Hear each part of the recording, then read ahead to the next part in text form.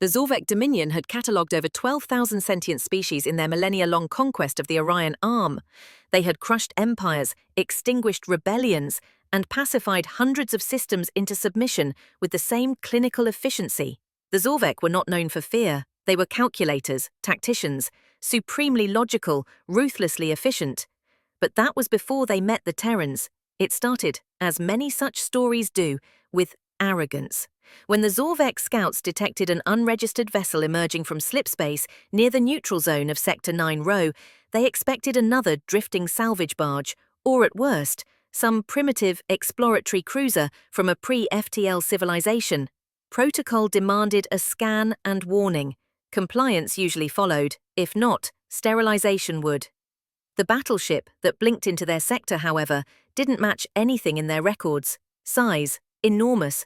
Mass, off-scale. Composition, dense, with exotic alloys that didn't align with any known element charts. Energy readings, volcanic. Weapons, undetectable, at first. And then the scans dug deeper. Aboard the Zorvek Command Dreadnought Virile Null, the analysis chamber dimmed as the AI choked on the data. Senior strategist Kilnar watched the display shift from calm blue diagnostic to screaming red threat markers. One by one, the readouts began to change. Unknown energy signatures detected, the AI chirped, voice warbling.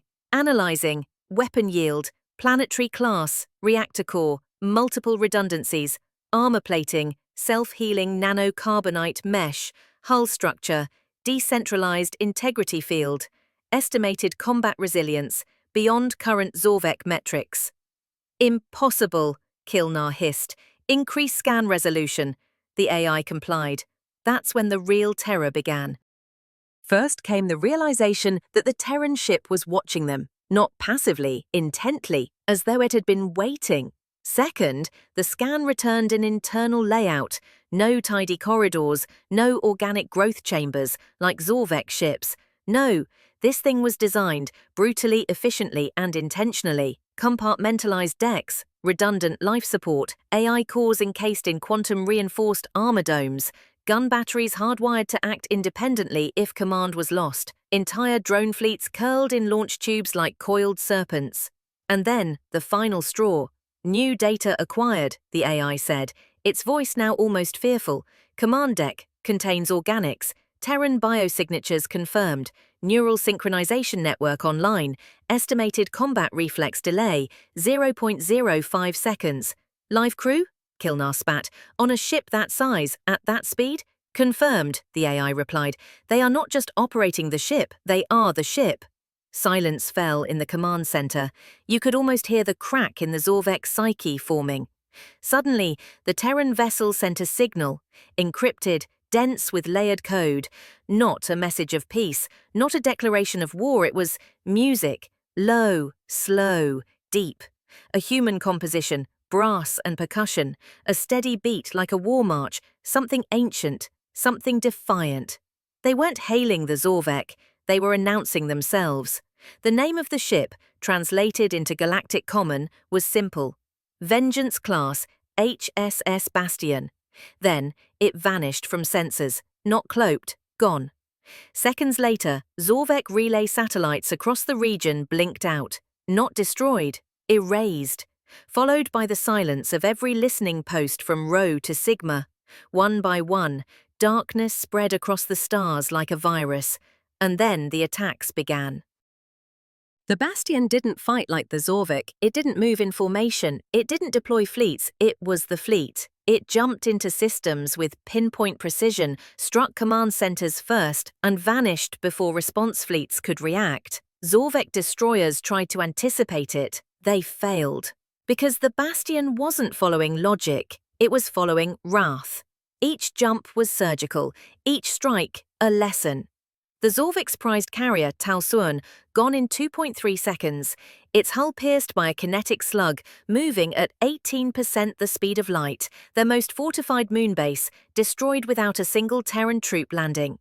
The atmosphere boiled away with a single directed plasma sweep. It wasn't just warfare, it was retribution.